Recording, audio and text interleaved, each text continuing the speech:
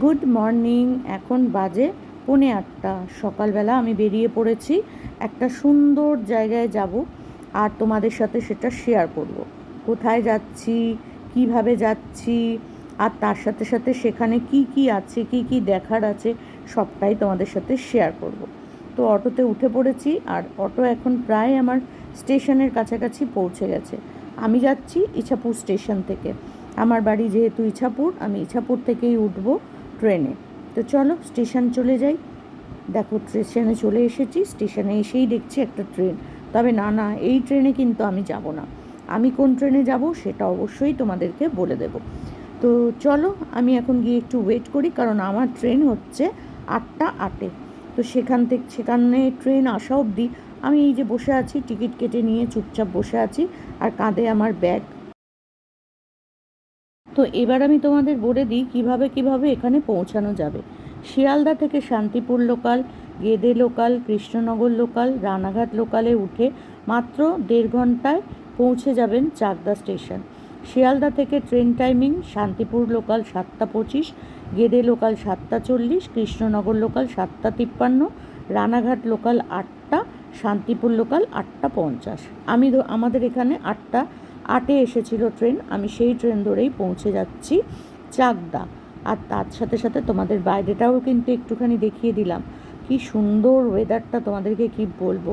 কখনো মেঘ, কখনো বৃষ্টি, আর তার সাথে সাথে পুরো মেঘলা ওয়েদার। 8:55 নেমে পড়লাম চাকদা। নেমে পড়েছি চাকদা স্টেশনে। নেমে এখন একটু চা, গরম গরম চা, আর এই যে বাপুজি কেক, আমার প্রিয় কেক, এটা একটু খেয়ে নিয়ে এখান থেকে ধরবো হচ্ছে টোটো। তো চলো দেখতে থাকো কোথায় যাচ্ছি। স্টেশন থেকে বেরিয়ে চা আর কেক খেয়ে এবার আমি উঠে পড়েছি টোটোতে। টোটোতে যেতে সময় লাগবে 10-15 মিনিট, আর ভাড়া হচ্ছে 15 টাকা করে। চলো এগোতে থাকি। তো অটোতে করে যেতে যেতে চারপাশটা দেখতে দেখতেই বেশ ভালো লাগছিল। আর একদম অচেনা জায়গা, নতুন জায়গা দেখতে দেখতে বেশ ভালোই লাগে। আমিও যাচ্ছিলাম, কিন্তু ঠাকুরকে ডাকছিলাম কোনোভাবে যেন বৃষ্টি না আসে। আকাশে কিন্তু প্রচণ্ড মেঘ করেছিল, প্রচণ্ড। জানি একচোট বৃষ্টি হবে, কিন্তু এই সময়টা কিন্তু ভালোই রোদ্দুর। আর ঠাকুরকে ডাকতে ডাকতে যাচ্ছিলাম যে বাবা, আমি যেন তোমার মন্দিরে পৌঁছে যাই, তারপর যত খুশি বৃষ্টি হোক, কিন্তু এই বৃষ্টিতে ভিজে ভিজে যেতে একদম ভালো লাগবে না। তো চলো মন্দির অবধি প্রায় পৌঁছেই গেছি। তো অটো থেকে নেমে পড়লাম একদম শ্রী শ্রী জগন্নাথ মন্দিরে। চাকদায় অবস্থিত এই মন্দিরটা ভীষণ সুন্দর। বাইরে থেকে দেখে তো আমার মন ভরে গেছে। আর দেখো দুপাশে দুটো সিংহ দাঁড়িয়ে আছে। পুরীর মন্দিরেও তোমরা দেখেছো এরকম সিংহ, দুদিকে দুটো সিংহ থাকে, সিংহদুয়ার। তো এটাও হচ্ছে জগন্নাথ দেবের সিংহদুয়ার। তো আমিও এখান থেকে ঢুকবো, আর এই টোটো করেই আমি এসেছিলাম। তো চলো এবার আমি ঢুকছি আস্তে আস্তে ভেতর দিকে। সত্যি মন্দির প্রাঙ্গণটা বিশাল বড়, অনেকটা বড়। আর চারপাশটা ঢুকতে ঢুকতে আমিও কিন্তু এগিয়ে চলেছি। সামনে সুন্দর একটা চাতাল, পুরো একদম বাঁধানো। আর সামনে যেটা আছে সেটা হচ্ছে নাট মন্দির। আমিও আস্তে আস্তে নাট মন্দিরের দিকে ঢুকতে শুরু করলাম। আর সামনে থেকে সোজা দেখতে পাচ্ছি জগন্নাথ দেবকে। মনটা যে ভরে গেল না, তোমাদেরকে কি বলবো। আস্তে আস্তে আমি ভগবানের সামনে এসে হাজির হলাম। আর জগন্নাথ দেব না ডাকলে না, ওনার কাছে কিন্তু কেউ পৌঁছতে পারে না, জানো তো। হয়তো উনি আমাকে ডেকেছেন, তার দর্শন করার জন্য আমি আজকে ছুটে ছুটে এসেছি। আর রূপটা দেখো, রূপটা দেখলে যেন মন ভরে যাচ্ছে। পুরীতে যে রূপ তোমরা দেখো, এখানে কিন্তু সেই রূপ নেই। এখানকার যে মাহাত্ম্য, সেটা আমি তোমাদের সাথে অবশ্যই শেয়ার করব। এখানে যে বসে আছেন যিনি মা সেবায়িত, ওনার কাছ থেকে আমি সম্পূর্ণটা তোমাদেরকে বলবো।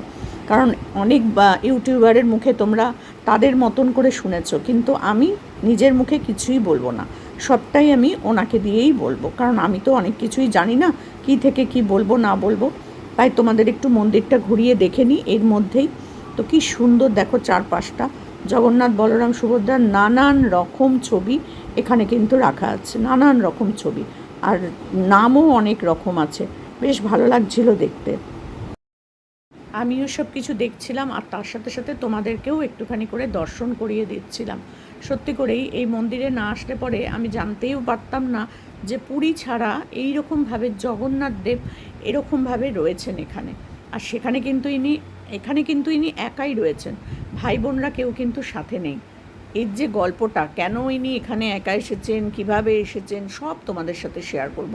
আর এই পাশে দেখো ঢোল করতাল সব এইসব বাজনা সব রয়েছে, কারণ এখানে কিন্তু সকাল নাম গান হয়। আর দেখো চারিদিকে দেখতে দেখতে কিন্তু বেশ বেলাও হয়ে গেছে, রোদ্দুরও আছে, তবে এখনও পর্যন্ত সেরমভাবে দর্শনার্থী আসেননি। এই দুজন ভদ্রমহিলা এসেছিলেন, দুই বোন আর আমি, এই তিনজন ছাড়া কিন্তু আর কেউ ছিল না। এখন জগন্নাথ দেবের সমস্ত বস্ত্র মানে চেঞ্জ করা হয়েছে, নতুন করে ওনাকে এখন সাজানো হয়েছে। আর এখানে দেখো আরতির সব ইয়েগুলো লেখা আছে, যুগল আরতি, গৌড় কী সব আরতি হয়, সেই আরতি। আর এত ভালো লাগছিল তোমাদেরকে কি বলবো, মন্দিরটার যেন আলাদা একটা শোভা বৃদ্ধি পাচ্ছে। এই জামার কাপড়টা দেখো কি সুন্দরভাবে বস্ত্রটা পরিধান করিয়েছে। আর এই মন্দিরে সেবাই বসে আছেন, উনি কিন্তু বলবেন এই মন্দিরের যে আসল ঘটনা যারা সেবাই। আর দেখো এটা হচ্ছে ভজন কুটির, আর এই ভজন কুটিরের সামনে প্রতিদিন ভজন হয়। আর এইদিকে হচ্ছে প্রতিষ্ঠা করেছিলেন যিনি, কিন্তু ভজন হয়, ঠাকুরের নাম গান হয়।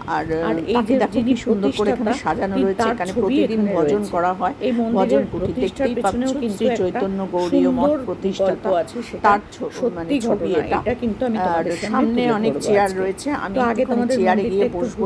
দেখাই দেখো মন্দিরটা কিন্তু সেই 600 বছরের কাছাকাছি পুরনো, কিন্তু মনে হচ্ছে দেখে এত সুন্দর করে এরা রক্ষণাবেক্ষণ করে।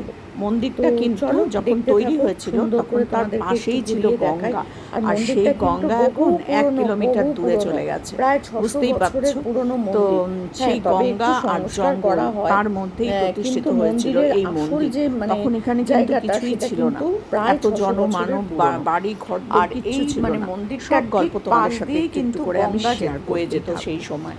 আর সামনেই দেখো গরুর মহারাজের মানে মূর্তি, উনিও কিন্তু পুরীতে রয়েছেন। আমি পুরীতে যতবার গেছি ততবার দেখেছি, প্রণাম করেছি। আর এইখানটা দেখো সুন্দর করে ওনাকে সাজানো রয়েছে, সাদা একদম জামাকাপড় পরানো, মালা দেওয়া। আর এরপরে ওনারও জামা কাপড় ছাড়ানো হবে, ওনাকেও পরিষ্কার পরিচ্ছন্ন করা হবে। প্রতিদিন এগুলো করা হয় সকালবেলা থেকে, প্রতিদিন। তারপরে এনাদেরকে ভোগ নিবেদন করা হয়। জগন্নাথ দেবের ভোগ নিবেদন কিন্তু এখনও হয়নি, ওটারও একটা সময় আছে ওদের। এখন সকালবেলার যে পুজোটা সেইটা হওয়ার পর জামা কাপড় ছাড়িয়ে তাকে নতুন বস্ত্র মানে সুন্দর করে কাঁচা বস্ত্র পরিয়ে সাজিয়ে গুজিয়ে রাখা হয়। ওনারও জামা কাপড় ছাড়ানো হবে। তোমরা আমার সাথে দেখতে থাকো, কেউ কিন্তু স্কিপ করো না, তাহলে অনেক কিছু তোমরা মিস করবে।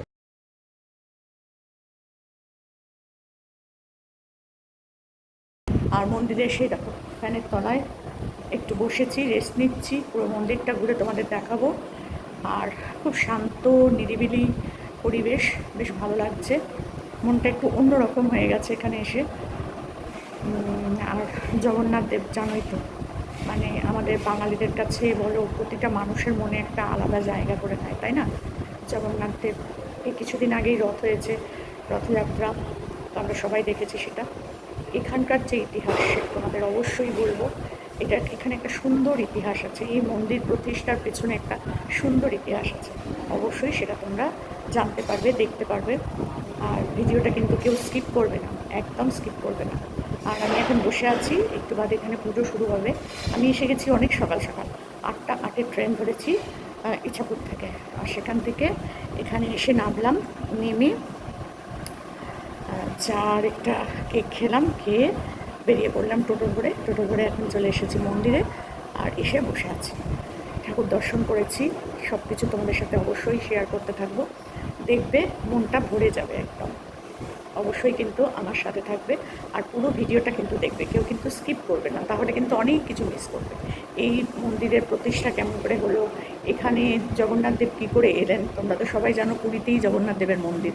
তো এই মন্দির এখানে কী করে প্রতিষ্ঠা হলো, কে প্রতিষ্ঠা করলো, কীভাবে প্রতিষ্ঠা হলো, সবটাই তোমাদের সাথে শেয়ার করবো। তো থাকো আমার সাথে। তো দেখো এখন ওই যে তখন বললাম যে গরুরের তোমার ড্রেস চেঞ্জ করা হবে। এবার দেখো উনি চলে এসেছেন মানে মন্দিরের কাজ শেষ করে এবার ওনার জামা কাপড় চেঞ্জ করতে। তো প্রথমে যেগুলো পরানো ছিল সাদা রঙের ড্রেস, সেগুলো কিন্তু সমস্ত কিছু খুলিয়ে ভালো করে এবার আরেকটা মানে পরিষ্কার কাঁচা জামা কাপড় পরাচ্ছে।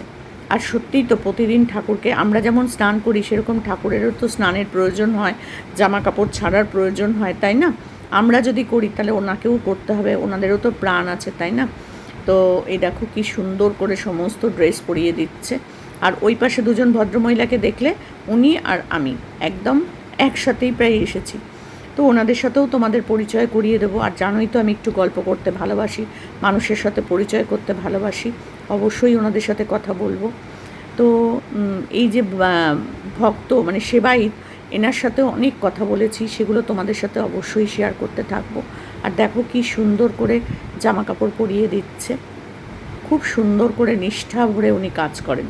খুবই অল্প বয়স, বেশি বয়স না, খুব মানে ভদ্র সভ্য একটি সেবায়িত মন্দিরের। ওনারা এখানেই থাকেন, ওনাদের বিশাল বড় মানে ঘর রয়েছে এখানে, সেখানেই ওনারা থাকেন। তো আমিও চলে এসেছি এইবার মন্দিরের সামনে। আবার এই সেই দণ্ড, এই দণ্ডটাই হচ্ছে আসল দণ্ড। এই দণ্ডের একটা মানে ঘটনা তোমাদের সাথে শেয়ার করব। উনি কিন্তু নিজের হাতে এনে আমাদেরকে দেখিয়েছেন।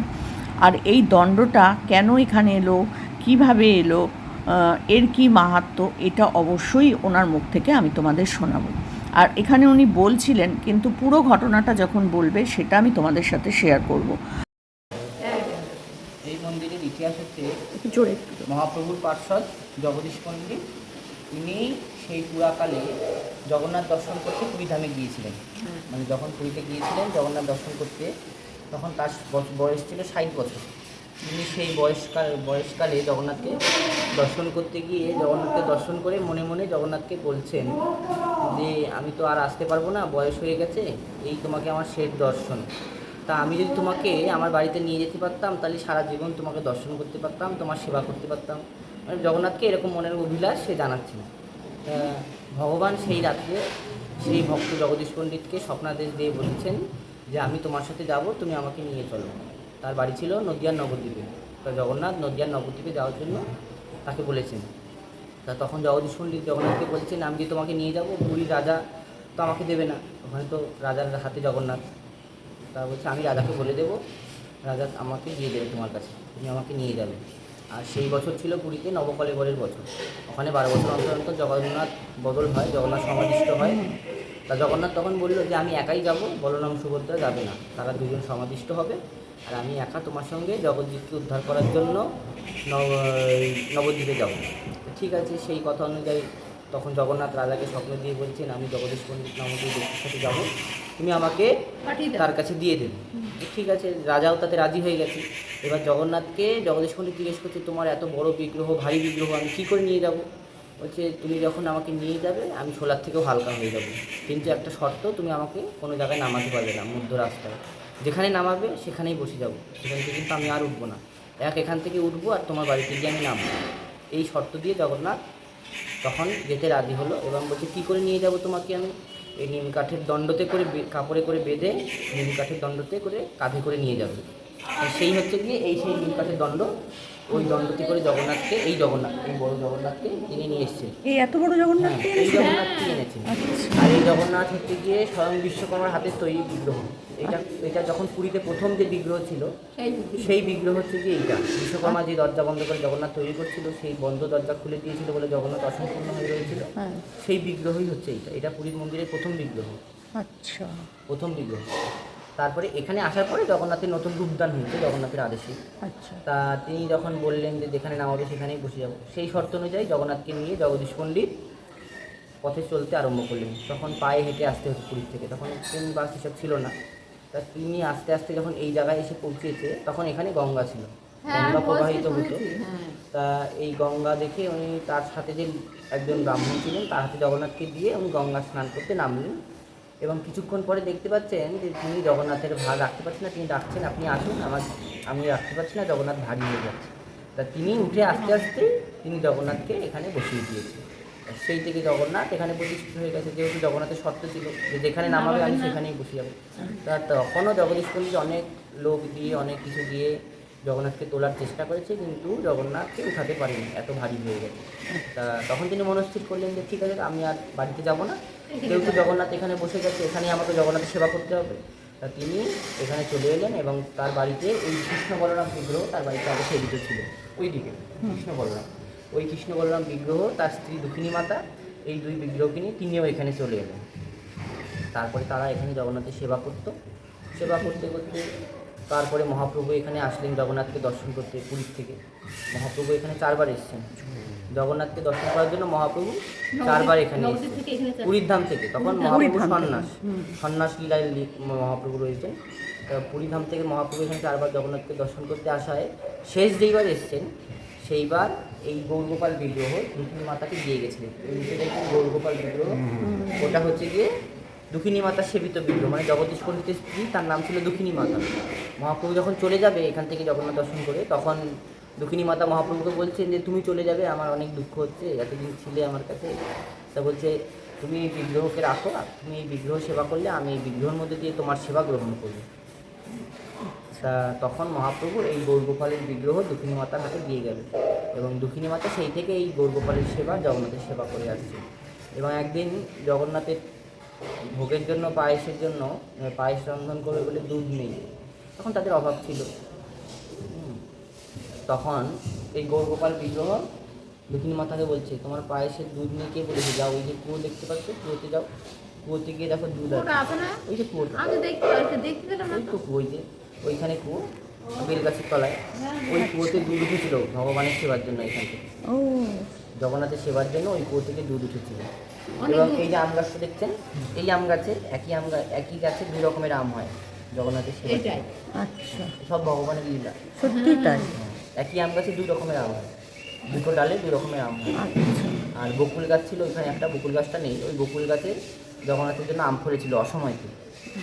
জগন্নাথ বলেছে আমি অসময়তে আম খাবো, আম কোথায় পাবো, যাও বকুল গাছে গিয়ে দেখো আম আছে, গিয়ে দেখি সত্যি সত্যি আম ধরে আছে বকুল গাছে। ঠাকুরের কত লীলা।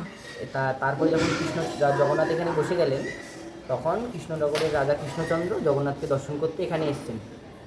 তা এসে তিনি জগন্নাথের এত সুন্দর রূপ দর্শন করে তিনি জগন্নাথের নামে 500 বিঘা জমি দান করলেন। এবং এই নাথ মন্দিরটা দেখছেন, এইটা তার হাতের তৈরি। এইটাই আগে জগন্নাথের মেন মন্দির ছিল, এই নাথ মন্দিরটা, এটা জগন্নাথের মেন মন্দির ছিল। তারপরে এই বড় মন্দির করা হয়েছে।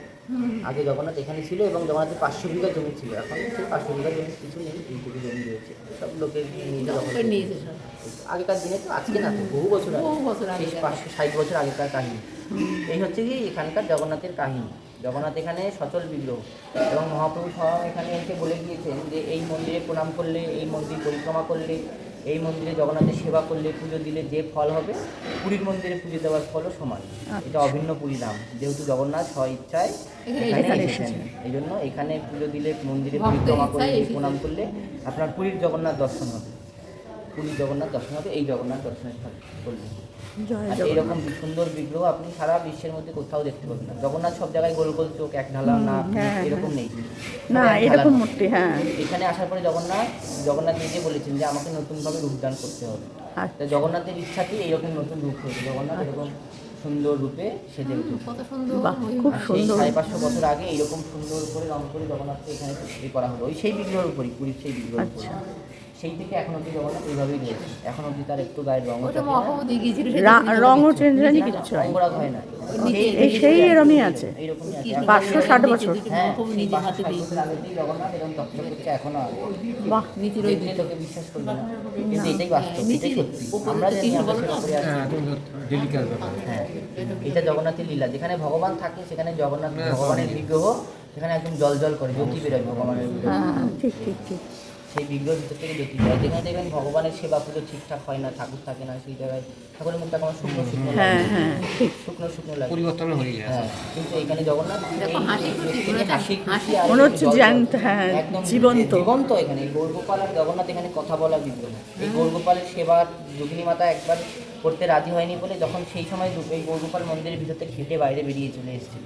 আচ্ছা, এবং সেই যখন এই গৌরগোপালের জন্য ভাবের ঘরে পায়েস রান্না করছিলেন দুঃখিনী মাতা জগদীশ পণ্ডিতের স্ত্রী, তিনি ভাবের ঘরে পায়েসে হাতার বদলে নিজের হাত দিয়ে নেড়েছেন, ফুটন্ত পায়েস, কিন্তু তার হাতে কোনো সার হয়নি, যে সে গরম পায়েস হাত দিয়ে নাড়ছে, তার হাতে ফোসকাও পড়েনি। সেই ফোসকা পড়েছে এই গৌরগোপালের হাতে। সেই যখন সেই পায়েস এনে ঠাকুরের ভোগ লাগাতে এসেছে, তখন দেখছে গৌরগোপালের হাতটা এরকম সোজা ছিল, এরকম কী করে হয়ে গেল? তখন দেখছি ঠাকুরের হাতে লাল লাল করে বড় বড় পুষ্পা করেছে ওই ফুলগুলো। এই নিচের যে হ্যাঁ, ওই গৌরগোপালের হাতটা আগে এরকম সোজা ছিল, আচ্ছা। সেই গরম তাপ লাগাতে সেই হাতটা এরকম হয়ে গেছে সেই সময়, আর সেই হাত আর সোজা হয় ওই আঙুল এরকম হয়ে গেছে। ওই জন্য হাতটা ওরকম না, ওই হাতটা হাতটা ওই- মুঠো হয়ে গেছে। হ্যাঁ নিচে নিচে নিচে নিচে যে হ্যাঁ হ্যাঁ এটা গোলগোপালের রং।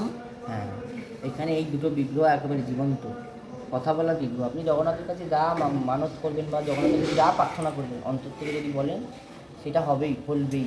জগন্নাথ এখানে এরকম যাবে। বাবা আজকে আমাদের এখানে টেনে নিয়ে এসেছেন আজকে।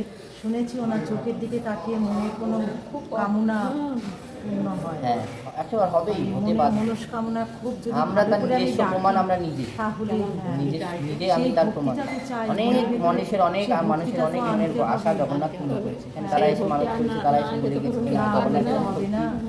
এখানে বিরাজমান। জগন্নাথ আমাদের কথা শুনেছে। কত লোকের পুত্র সন্তান লাভ হয় না, বা সন্তান লাভ হয় না, তারা জগন্নাথকে এসে জগন্নাথের মন্দির থেকে একটা ফল খেয়ে গেছে, তাদের সন্তান লাভ হয়। জগন্নাথ খুব ডাকে, বিশ্বাস কিন্তু করে ভক্তি করে বিশেষ করে অন্তর থেকে জগন্নাথকে ডাকতে ডাকতে হবে নিশ্চয়ই। অন্তর থেকে যদি আপনি বিশ্বাসে জগন্নাথকে মিলায় একবার বস্তু ডাকেন, তর্কে বহুদূর। বিশ্বাস না কথা থাকলে আছে হবে না? না। জগন্নাথকে অন্তর থেকে যদি একবার ডাকেন, জগন্নাথ আপনার মনের কথা শুনবে, শুনতে বাধ্য। সে আপনাদেরকে দর্শন দেওয়ার জন্য এত দূর থেকে, পুরী থেকে এখানে এসেছে। আমি তো ভাবতেই জগৎজীবকে উদ্ধার করার জন্য, কৃপা করার জন্য পুরী ধাম থেকে এখানে এসেছে। তাও এখানে তার থাকার কথা ছিল না, সে নবদ্বীপে চলে যেত, কিন্তু সে নবদ্বীপেও যায়নি। নামিয়েছে বলেই হ্যাঁ, নামিয়েছে না, জগন্নাথের এখানে থাকার থাকার ইচ্ছা। ভগবানের ইচ্ছা ছাড়া তো জগতে কিছু হয় না। এখন সে যদি এত দূর রাস্তায় এলো, এখান থেকে নবদ্বীপ কত দূর, পুরীর থেকে এত দূর এসেছে, এখান থেকে আর নবদ্বীপ যেতে পারলো না, তার ইচ্ছা সে এখানে থাকবে। এখানেই থাকবে, এই জন্য সে আস্তে আস্তে ভারী হয়ে এখানে বসে পড়ে। বসে আছে। তাহলে এতটা রাস্তা এলো, তখন তো ভারী হলো না। সেই ওনার ইচ্ছা এখানেই এখানেই তার ইচ্ছা এখানে থাকবে। এখানে না আর জগন্নাথ এরকম নিস্তব্ধ জায়গা পছন্দ হয়েছে তার, চুপচাপ শান্ত নিরিবিলি। পরিবেশ এই জায়গাটা। তখন তো আরো নিস্তব্ধ। তখন আরো নিস্তব্ধ, কিছুই ছিল না। গঙ্গা আর এখানে জঙ্গল, জঙ্গল ছিল নাকি, বিশাল জঙ্গল ছিল। জঙ্গল আর এখানে গঙ্গা ছিল। এই একদম মন্দিরে গা ঘেঁষে গঙ্গা। সেই এই গঙ্গা এখন চলে গেছে অনেক। 1 কিলোমিটার দূরে এখানে। হ্যাঁ, ওই ভাঙতে ভাঙতে আর এই দিকটা ঘুরতে ঘুরতে চলে গেছে অথচ। এখন জগন্নাথ একা থাকবে, এই জন্য গঙ্গা ওইদিকে সরে গিয়েছে। মানুষের জগন্নাথের মানুষের আশেপাশে বসে জগন্নাথের আমরা ভক্তরা শুনেছি যাতে বসবাস করতে পারে, এই জন্যই গঙ্গা দেবী আস্তে আস্তে ভক্তদের ওইদিকে সরে গেছে। ভক্তর পুরীর সঙ্গম যাতে মন্দিরে পাই। আমরা- পুরীর মন্দিরে আমরা জগন্নাথ দেব। এখন জগন্নাথ সর্বদা লীলা করছেন। পুরীতে ক্ষেত্রে হ্যাঁ, সর্বদা লীলা করছেন, ওখানে সর্বদা তিনি বিরাজমান। আর সেখান থেকে জগন্নাথ স্ব ইচ্ছা এখানে এসেছেন। খুব ভালো লাগলো খুব ভালো লাগে। সত্যি। জয় জগন্নাথ। জয় জগন্নাথ, জয় জগন্নাথ। জয় জগন্নাথ, জয় জগন্নাথ। প্রভু বাবা মনের ইচ্ছা পূরণ করো বাবা, সবাইকে সুস্থ স্বাভাবিক রাখো। হ্যাঁ, দেশ ভালো থাকুক। এখন আমি যেখানটা যাচ্ছি সেটা হচ্ছে রন্ধনশালা।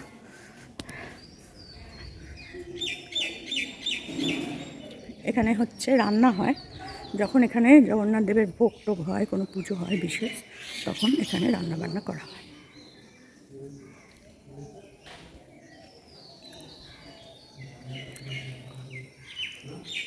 এখানে দেখো কাঠ রাখা আছে, আর এটা হচ্ছে বিশাল বড় একটা উনুন ঢাকা দিয়ে রেখেছে বৃষ্টির জন্য। কড়াইগুলো দেখো তোমরা, এই কড়াইগুলো, এগুলোতে সব ভোগ রান্না হয়। এই হচ্ছে কড়াই, হাজার হাজার মানুষের খাওয়ার জন্য এখানে হয়। আর এই হচ্ছে উনুন, দেখতে পাচ্ছ কত বড় একটা উনুন, এটা ঢাকা দিয়ে রাখা আছে এখন।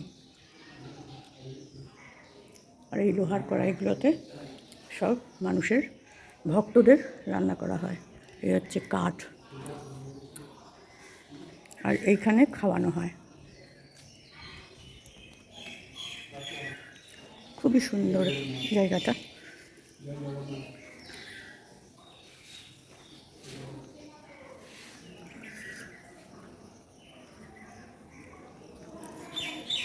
আর উপরে সমস্ত ভক্তদের থাকার জায়গা, এখানেও সব ভক্তদের থাকার জায়গা। কোথাও আবার একটু অফিস ঘর আছে, এখানেও সব ভক্তরা থাকে। বাইরে থেকে যখন কেউ আসে তখনও এখানেই থাকে। আর এখানে আছে একটা কুয়ো, এই কুয়োরও একটা বৈশিষ্ট্য তোমরা শুনেছ। এই হচ্ছে সেই কুয়ো।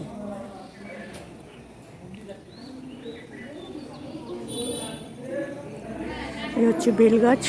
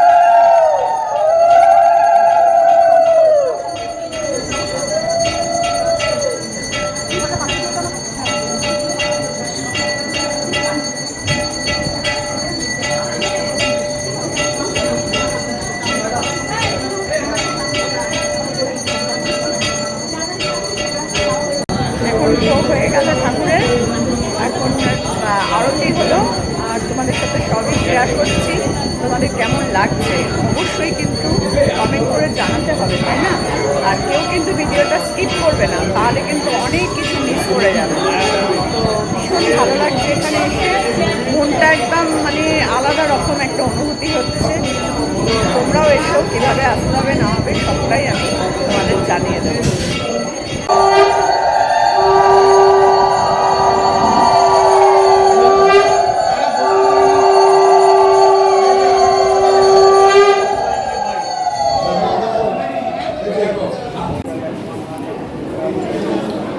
তো ঠাকুরের ভোগ দর্শন করার পর আমরাও বসে পড়েছিলাম একটু ভোগ মানে সেবা করতে।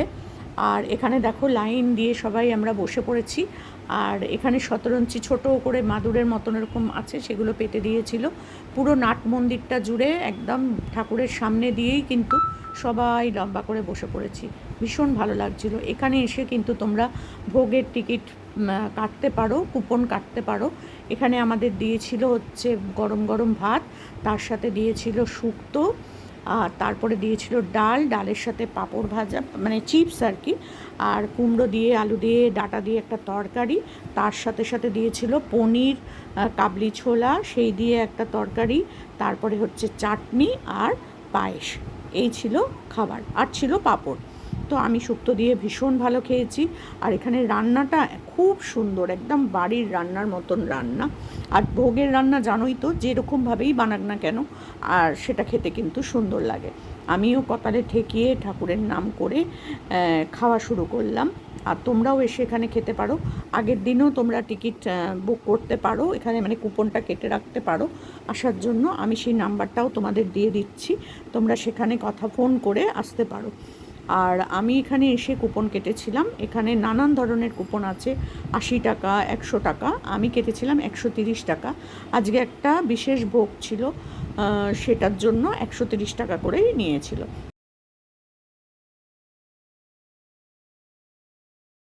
বেরিয়ে গেলাম আর ভীষণ সুন্দর ভোগ খেলাম।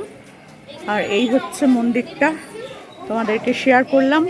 যদি ভালো লাগে তাহলে অবশ্যই লাইক কমেন্ট করো। আর আসতে চাইলে অবশ্যই এসো, সুন্দর মন্দির, খুব ভালো লাগবে মনটা। তো চলো, এখানেই ভিডিওটা শেষ করলাম। আর এবার আমি স্টেশনের দিকে রওনা দিলাম।